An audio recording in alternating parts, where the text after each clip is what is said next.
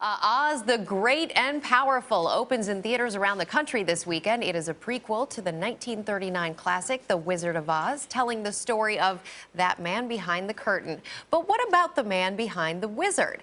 Well, his name was L. Frank Baum, the author of the Oz series, the first of which was published 113 years ago. Terrell Brown traveled to Baum's hometown, and he's here to tell us what he found. Good morning, Terrell. Hey, Rebecca, good morning to you. I think we found some of the biggest Wizard of Oz fans in the country, dare I say, the world.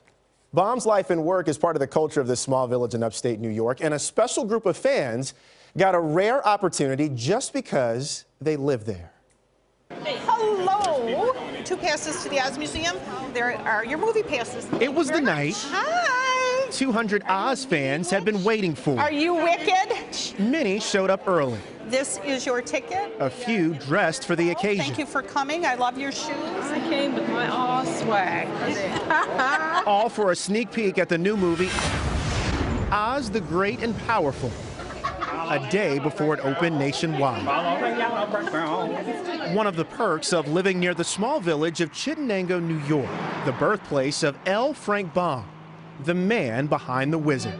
You're off to see the wizard, the wonderful Wizard of Oz. And the creator of a world etched into Americana with the 1939 classic, The Wizard of Oz.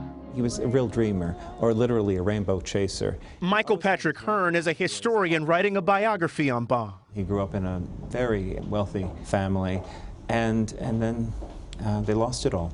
As an adult, Baum had failed attempts at many careers, but always had a knack for telling stories to his children, including one about a scarecrow he'd seen with his sons during a walk. And that night, they asked him to tell him a story about them.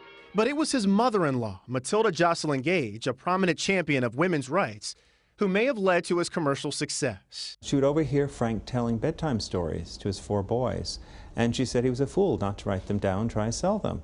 He did, writing 14 Wizard of Oz books, the most popular in America among kids in the early 1900s. Though he died 20 years before the movie would have such an impact on the world, in Chittenango, his legacy is alive. Baum was born on this piece of land in 1856. Even though his family moved away 4 years later and The Wizard of Oz was written in Chicago, to the people here, there's no place like home. Baum's life and work is the centerpiece of the community, from antique shops to the annual Oz Extravaganza, Wake up, you sleepyhead. a 3-day block party and parade that attracts Baum fans from around the globe. The village also has its own yellow brick road, and if you follow it all the way, you'll end up here, all things Oz, where Oz all began. You're coming to my favorite cases here. Barbara Evans is one of the curators of this museum. This is fun because it's the notice celebrating Baum's 5th wedding anniversary, and they were still here in the area. Along with the memorabilia, All Things Oz offers some life lessons. We teach our kids through Baum a lot of different things. It's okay to be born in a small town and go out and do great things. There's Emerald City. Oh, we're almost there at last. And that's been proven. From Broadway spinoffs The Wiz, The Wizard will see you now, and Wicked, You're in Oz. to Disney's latest movie. I'm Theodora the Good Witch. And so far, these hometown critics agree. It's awesome.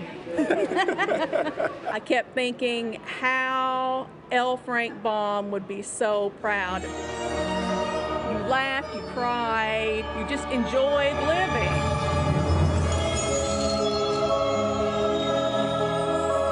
Who knew you could mix so many words with Oz, right?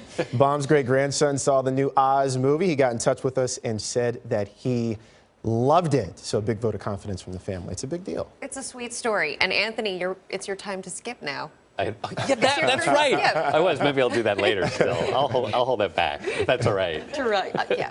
We'll let you pass for this one. Okay, thanks. Terrell Brown, thanks so much. Appreciate it. Cute story. Yeah.